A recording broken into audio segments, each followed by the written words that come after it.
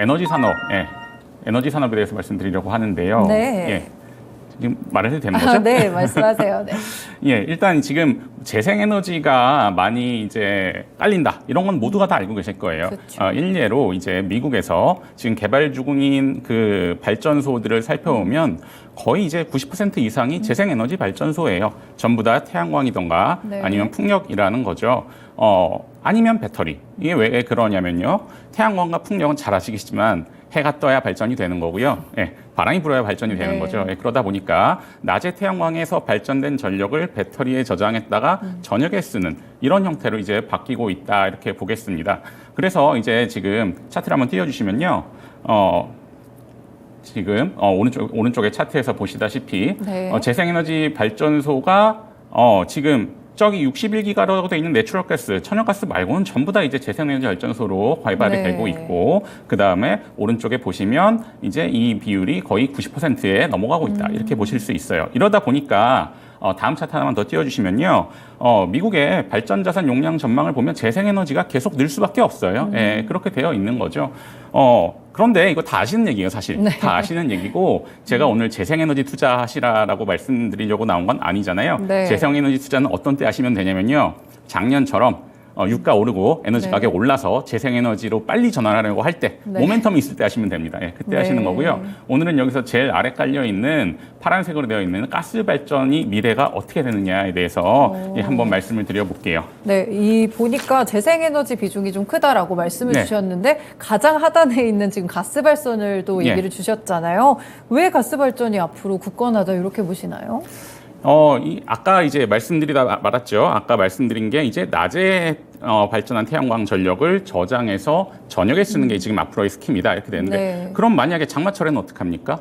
약간 그러게요. 이제 이거는 매일매일이 되는 게 아니죠. 왜냐하면 배터리에 저장할 수 있는 전력은 한 2시간에서 4시간 쓸 수 있는 그런 굉장히 적네요. 그런 네. 용도로 요즘에 건설이 되고 있어요. 그러다 보니까 이제 장기적인 대응이 되지 않는다는 것이죠. 다음 차트 하나만 보여주시면은 그래서 제가 재생에너지가 앞으로 안 된다는 게 아닙니다. 네. 왼쪽 차트를 보시면 가스 발전에서 발전하는 발전량은 앞으로 줄어들 거예요. 네. 줄어들 건데 오른쪽 차트를 보시면 그럼에도 불구하고 가스 발전 설비가 그대로 간다는 거죠. 용량이. 가스 발전을 퇴출시키거나 없애지 않고 그대로 용량이 된다. 왜 그러냐? 이건 이제 다음 장을 보고 한번 말씀을 드릴게요.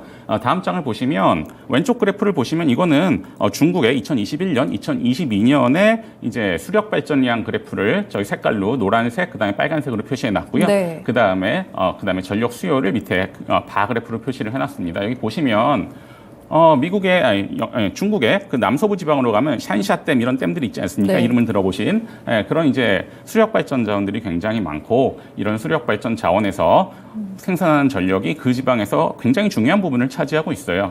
그런데 22년에 이제 가뭄이 왔다는 거죠. 네. 가뭄이 와서 수력 발전량이 보시다시피 굉장히 많이 줄어들었습니다. 꺾였네요. 네. 굉장히 많이 줄어들었는데 가뭄이 왔다는 건 동시에 덥다는 얘기예요. 그럼 전력 사용량은 늘어났겠죠. 그러면 이때 전력을 어떻게 메꾸냐 하는 게 가장 큰 문제일 텐데 네. 이때 중국에서는 어떻게 했겠습니까? 그냥 석탄 발전 있는 걸 돌렸죠. 이렇게 했고 오른쪽에는 유럽입니다. 유럽도 마찬가지로 수력 발전 이용률이 왔다 갔다 하죠. 유럽에 또 북유럽 이쪽으로 가면 수력 발전 비중이 굉장히 높습니다. 이런 것들을 재생에너지만 가지고 커버하는 데는 한계가 있다. 이렇게 말씀을 드리는 겁니다. 그래서 한 장만 더 넘겨주시면 이거는 이제 발전량이 아니라 그 네. 용량이라고 하는 저희가 이제 필요할 때 켰다 껐다 할 수 있는 이런 용도로서 얼마나 기여를 하고 있느냐라고 보는 건데 재생에너지 태양광이나 풍력 같은 경우에는 발전량은 앞으로 점점 늘어날 거예요. 네. 하지만 전력망에서 안정성, 신뢰성에 기여하는 거는 제일 아래 보시다시피 가스 발전이 한 50% 이상을 계속 차지한다. 이렇게 그렇네요. 보실 수가 있는 거죠. 그렇군요. 아무래도 이제 재생에너지는 안전성을 좀 확보하기가 안정성이죠. 안정성을 확보하기가 조금 힘들다 보니까 그런 부분들 혹시나 이제 전력량이 좀 부족하다 싶을 때 그런 것들을 다 가스 발전이나 석탄 발전으로 맞습니다. 하기 때문에 결국에는 중장기적으로도 유지될 수밖에 없다. 이렇게 보시면 사실 될까요? 맞습니다. 사실 뭐 SMR이나 원전이죠. 네네. 소형 원전. 이런 이제 아니면 수소 이런 게 이제 나오면 좀 달라질 수는 있어요. 그런데 이제 단기적으로 아니 중기적으로 볼 때는 가스 발전을 대체할 기술이 없다라는 거고요. 그런데 이제 가스 발전하면 그 온실가스가 나오는데 어떡하냐 이렇게 이제 말씀을 하시거든요. 네. 예, 온실가스 나오는 거 안 그래도 미국에서도 이 온실가스 때문에 얼마 전에 또 규제를 하자 이런 이제 또 네. 얘기가 있었습니다. 이제 보시면 석탄 발전하고 가스 발전은 온실가스가 나오지 않냐 이거를 2032년부터 네. 수소를 섞어서 발전을 하든지 아니면 CCS 카본 캡처 앤 스토리지죠. 예, 네. 탄소를 포집해서 어디 넣는 기술로서 탄소 배출을 최소화시켜야 된다라고 이제 미국 환경보호청이 제안을 한 거죠. 근데 네. 사실 미국이 여기서 제안을 한다고 해도 그 규제가 바로 실현되진 않아요. 그렇죠. 시간이 있겠죠. 워낙에 네. 여러 이해관계자들이 있고 소송도 걸리고 이래서 이 규제가 안이 나온 거지 실제로 될 것 같지는 않습니다. 될 것 네. 같지는 않지만 이런 방향이다라는 걸 좀 보셔야 될 것 같고요.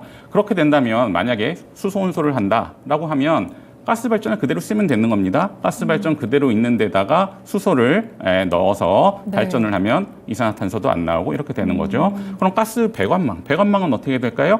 배관망도 마찬가지로 일부 교체를 하고 건설을 해야 되겠지만 네. 수소가 들어가면 됩니다. 그래서 저희가 이제 이런 얘기를 할 때는 이 가스 인프라라는 것들이 지금 이제 재생에너지에 관심이 많이 쏠려 있고 네. 이제 가스나 이런 부분에 대해서는 관심이 많이 없으신 상황이잖아요, 투자자들이. 그런데 이제 꼭 그렇지는 않다라는 말씀을 드리는 거죠. 그렇군요. 최근에 또 보면은 이상기후 소식들도 좀 많은 것 같아요. 예. 그런 부분들도 결국에는 재생에너지보다는 가스발전 쪽에 조금 더 힘을 실어줄 수 있는 그런 소식들일까요? 예, 맞습니다. 발전량 측면에서는 재생에너지를 많이 깔면 좋습니다. 그런데 이제 에너지라는 전기라는 게 저장이 안 되다 보니까 이거를 필요할 때 끊을 수 있어야 되거든요. 그쵸? 예. 네. 이게 예를 들어 겨울 폭풍이 온다 아니면 여름에 태풍이 온다 이렇게 해서 한 일주일만 풍력하고 태양광이 못 돌아간다라고 했을 때 이걸 어디서 보완할 거냐라고 보시면 되겠습니다. 네, 그렇군요. 저는 가격적인 측면도 살짝 궁금하긴 한데 그럼 예. 재생에너지랑 가스발전을 비교했을 때 어느 쪽이 조금 더 가격적으로는 이득이라고 보면 될까요? 가격적으로는 사실 이제 태양광 발전 같은 경우에 이제 발전 단가가 이건 네. 지역별로 차이가 납니다. 왜냐하면 이제 지역별로 재생에너지 자원 보존량이 달라요. 그래서 이제 태양광 같은 경우에 햇볕이 좋은 사막 지역이다 이런 데는 싸죠. 그런데 네. 이제 전반적으로 얘기하는데 이제 보시면 세계적으로 태양광 발전의 원가는 이미 이제 가스 발전보다 아래에 있다 이렇게 얘기를 하는데 그럼에도 불구하고 여기 포함이 되지 않은 게 태양광 발전 아무 때나 꺼내실 수가 없다는 거예요. 그래서 이걸 애플 투 애플로 비교를 하려면 태양광 발전에 배터리를 더 붙이든지 이런 것까지 해서 저희가 이제 용량이다라고 부르는 신뢰성에 대한 비용까지 같이 고려를 해야 된다라는 겁니다. 예. 그렇군요. 이 가스 발전에 대해서 아무래도 이제 앞서서 말씀 주신 대로 환경 규제 같은 부분들을 사실 요즘 시대는 생각을 안 할 수가 없으니까요. 예. 오히려 재생 에너지를 그럼 좀 더 저장하는 방면으로 가지는 않을까요? 그게 이제 사실 수소입니다. 그래서 이제 그렇군요. 네. 재생에너지를 저장을 하려면 배터리에 저장을 해야 되는데 배터리는 요즘에 나오는 배터리 기술들로는 그 발전용 배터리들 한 2시간에서 4시간 저장하는 거예요. 2시간에서 4시간 저장하는 거고 길면 이제 8시간 이렇게까지 될 겁니다. 그런데 이게 뭐 이틀, 3일은 되지 않아요. 그래서 얘기하는 게 수소로 만들자. 왜냐하면 이 재생에너지가 낮 시간대에 태양광이 많이 발전되면 우리나라도 그렇잖아요. 네. 남아서 못 쓰고 버린다 이런 얘기들이 나오지 않습니까? 그쵸. 재생에너지를 못 쓰고 버리는 일이 일어나요. 그래서 이런 남는 전기를 물을 수소로 전기 분해해서 이제 수소로 저장시켜 놨다가 나중에 쓰자. 이런 관점에서 아까 말씀드린 가스 발전이나 석탄 발전에 수소를 혼소하거나 아니면 탄소 포집을 하자 이런 얘기들이 나오는 거죠. 그러면 만약에 수소로 바꾸면 경제성이 달라질 수가 있는데 네. 수소로 바꿨을 때 어떻게 해야 되는지도 제가 한번 말씀을 드릴게요. 미국에서 EPA에서 안 그래도 지금 규제를 하지 않았습니까? 네. 수소를 섞어서 이제 발전을 해라.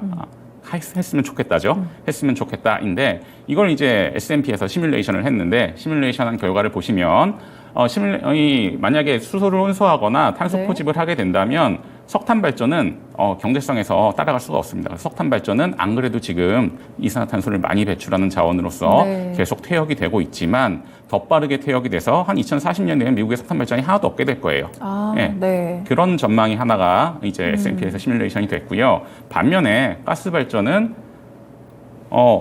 수소를 혼수하거나 이래도 유지가 된다는 거죠, 용량이. 여기 이제 오른쪽 그래프를 보시면 아까하고 별로 차이가 없습니다. 아까하고 네. 별로 차이가 없이 가스 발전의 용량은 이대로 유지가 된다. 이렇게 나오는 거죠.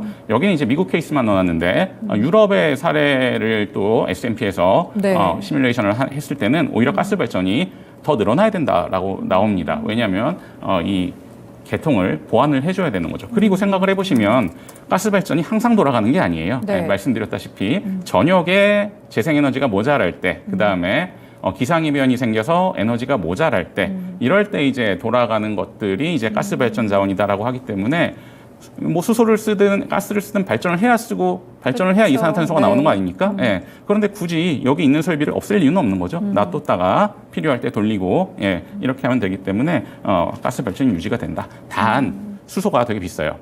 수소가 네. 되게 비싸서 이렇게 유지가 된다고는 나오지만 에너지 가격이 올라갈 수는 있습니다.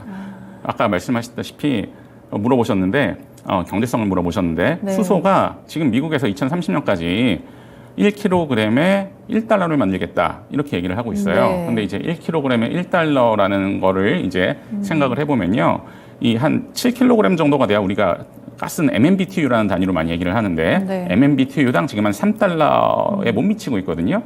그런데 수소를 1kg당 1달러를 생산원가로 만들어도 7불이 넘습니다. 네. 여기에 수송비나 이런 걸 곱하면 한 14불, 20불 될 거예요. 그럼 가스보다 지금 현재의 가스보다 5배 이상 비싸기 때문에 이런 것들은 어떻게 보면은 좀 난점이고, 반면에 수소 사업을 하는 입장에서 보면 네.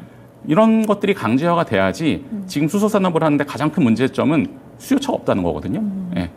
고정된 수요처가 생기는 그렇죠. 거죠. 예. 그런 관점에서는 수소 산업에는 좀 좋은 뉴스다. 이렇게 말씀을 드릴 수도 있을 것 같습니다. 네, 그러면 이제 저희 천연가스 시장의 가격 좀 살펴볼게요. 사실 계속 급등을 하다가 뭐 정치적인 문제들도 엮였던 것 같긴 한데 계속 급등을 하다가 이제 하향 안정화되고 요즘은 이제 거의 변화가 없이 좀 이렇게 낮은 수준에서 가는 것 같거든요. 예. 이 가격에 대한 전망들은 어떻게 보시나요? 예, 천연가스 투자하시는 분들도 가끔 계시니까 네. 천연가스에 대해서 한번 말씀을 드려볼게요.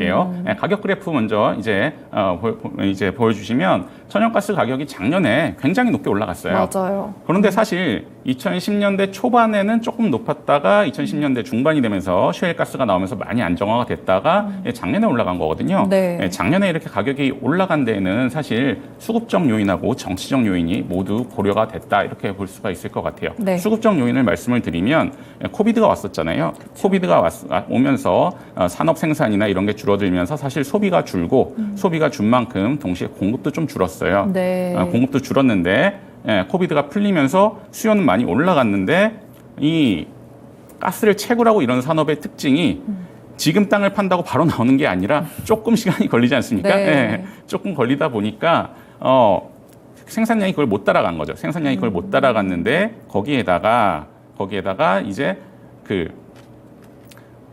수급적인 이슈에 공급 이슈에다가 정치 이슈도 있었어요. 맞습니다. 유럽에 이제 우크라이나 사태 발생하면서 이제 LNG 수요가 급등하면서 미국에서 또 가스 수출도 많아졌어요. 네. 그렇기 때문에 이렇게 급등이 됐다라고 보시는 거죠. 그래서 이 다음 장에 있는 그 가스 재고 수준 그래프를 한번 보여주시면, 지금 이게 보시면 지금 약하게 이제 파란색 실선으로 되어 있는데 23년 7월 23일이라고 되어 있는 부분을 보시면 지금은 이 파란색 그래프로 되어 있는 현재의 재고 곡선이 회색 부분이 5년 평균이거든요. 5년 평균의 상단에 위치해 있어요. 그런데 1년 전을 보시면 5년 평균의 하단에 있었죠. 그 파란색 그래프가.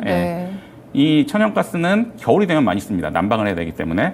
그래서 겨울엔 낮아지다가 여름에 올라가는 그래프인데 근데 지금 올라가는 중에 지금 상단에 있어요. 왜 상단에 있게 됐냐면 작년 겨울이 따뜻해서 가스를 많이 안 썼습니다. 작년 여름까지 가스가 타이트하다가 겨울에 따뜻해지면서 가스를 안 써서 재고가 많이 늘어났고 지금 그런데 약간 변곡점에 있어요. 지금 미국의 여름에 굉장히 많이 덥고 그래서 천연가스 발전 수요가 굉장히 많아서 약간 지금 수요가 떨어지는 변곡점에 있는데 9월에 더위가 어떻게 가느냐.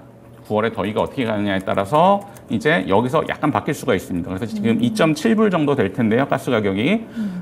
많은 전망 기관에서는 아마 9월, 10월에는 조금 빠져서 한 2.2불 정도 되다가 연말에 다시 3불 이상 올라갈 거다 이렇게 보고 있거든요. 그런데 만약에 계속 덥다, 그다음에 예상한 것과 다르게 재고가 이렇게 많지 않게 좀 줄어든다 이러면은 3불 이상으로 빠르게 올라갈 수도 있다 이렇게 말씀드립니다. 네, 그렇군요. 결국엔 날씨에 따라서 재고 추이가 좀 어떻게 소진되는지를 봐야지 가격에 대한 흐름까지 알 수 있을 것 같습니다.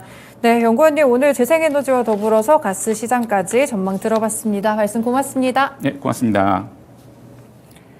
네, 오늘 두 번째 쉬운 산업 읽어주기 시간에서는 신한투자증권의 황재곤 연구원님과 함께 가스와 관련된 투자 전략 함께 전해드렸습니다. 그리고 오늘 금요일이죠. 미스터 진단이 있는 날인데요. 저희 또 진단 신청 받고 있습니다. 022128-3388, 022128-3388번으로 종목명과 또 매수가 그리고 비중까지 알려주시면 저희가 선정을 통해서 또 미스터 진단 시간에서 함께 진단해드리도록 하겠습니다. 지금까지 다양한 투자 판단에 도움이 되는 말씀들 전해드렸는데요. 특정 종목의 상승과 하락을 보장하지는 않습니다. 네, 9월의 첫 거래일 마무리까지 잘하시길 바라겠습니다. 오늘도 시청해주셔서 고맙습니다.